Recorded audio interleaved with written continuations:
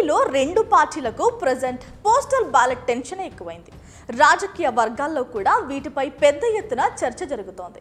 ఎందుకంటే గత ఎన్నికల్లో నమోదైన ఈ ఓట్లలో అత్యధిక శాతం చెల్లని ఓట్లుగా మిగిలిపోవడంతో ఈసారి అలాంటి పరిస్థితి ఉంటుందా, ఒకవేళ ఉంటే ఎంత మేర ఉంటుందనే దానిపైనే ఇప్పుడు అన్ని పార్టీలు ఫోకస్ పెట్టాయి.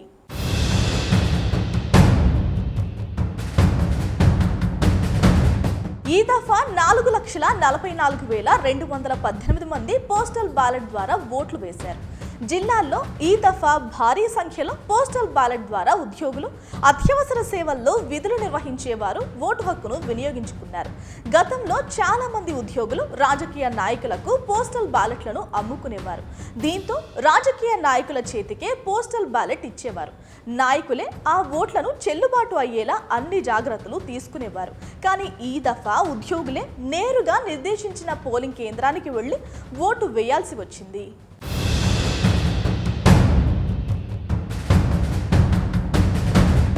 ఈసారి ఉద్యోగులు తమ ఓటు తామే వేసుకోవడం వల్ల చాలా వరకు చెల్లకుండా పోయే అవకాశాలే ఎక్కువ అంటున్నారు. అదే జరిగితే ఉద్యోగులు నవ్వుల పాలు కావడం పక్కా. ఎందుకంటే ఓట్లు వేసుకోవడం కూడా చేతకాని వారు ప్రజలకు ఏం సేవలు అందిస్తారని విమర్శలు ఎదుర్కోవాల్సి వస్తుంది. ఎలక్షన్ కమిషన్కి పోస్టల్ బ్యాలెట్ల చెల్లుబాటుపై వినతి నేపథ్యంలో సరికొత్త చర్చకు దారితీసింది. అయితే నిబంధనలకు విరుద్ధంగా ఈసీ నిర్ణయం తీసుకునే అవకాశం ఉండదు. ఒక పార్టీకి అనుకూలత లేదంటే వ్యతిరేకత కారణాలతో ఈసీ తన నిబంధనలను తానే ఉల్లంఘిస్తుందని ఎవరూ అనుకోవడం లేదు. ఒక పక్క తమకు నమ్మకంగా ఉద్యోగులు ఓటు వేసి ఉంటారని కూటమి భావిస్తోంది. తాజాగా పోస్టల్ బ్యాలెట్లపై కూటమిలో టెన్షన్ స్టార్ట్ అయింది. గెజిటెడ్ అధికారి సంతకం ఉంటేనే పోస్టల్ బ్యాలెట్లను కౌంటింగ్ అధికారులు పరిగణలోకి తీసుకుంటారు. సంతకం లేకపోతే చెల్లని ఓటు కింద పక్కన పడేస్తారు. పోస్టల్ బ్యాలెట్లపై అవగాహన లేకపోవడంతో గెజిటెడ్ అధికారి సంతకం లేకుండానే చాలా మంది ఓట్లు వేసి ఉంటారనే చర్చకు తెరలేచింది.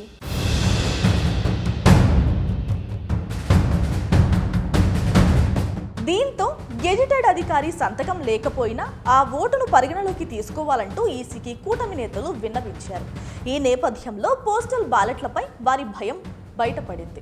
తమకు పోస్టల్ బ్యాలెట్లలో అనుకూలత ఉంటుందనే ఆతృతతోనే గెజిటెడ్ అధికారి సంతకం లేకపోయినా చెల్లే ఓటుగా చూడాలని విన్నవించారనే చర్చకు తెరలేచింది.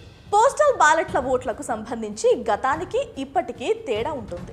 అందుకే ఈ దఫా ఎక్కువగా చెల్లుబాటు అయ్యే అవకాశాలు లేవనే ఆందోళన కూటమిలో నెలకొంది. 2019లో 2.95 లక్షల మంది పోస్టల్ బ్యాలెట్ ద్వారా ఓటు హక్కు వినియోగించుకున్నారు.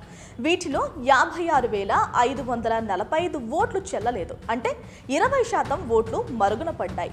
మొత్తానికి ఈసారి పోస్టల్ బ్యాలెట్ ఓట్లు ఎలా ఉంటాయో వేచి చూడాల్సిందే.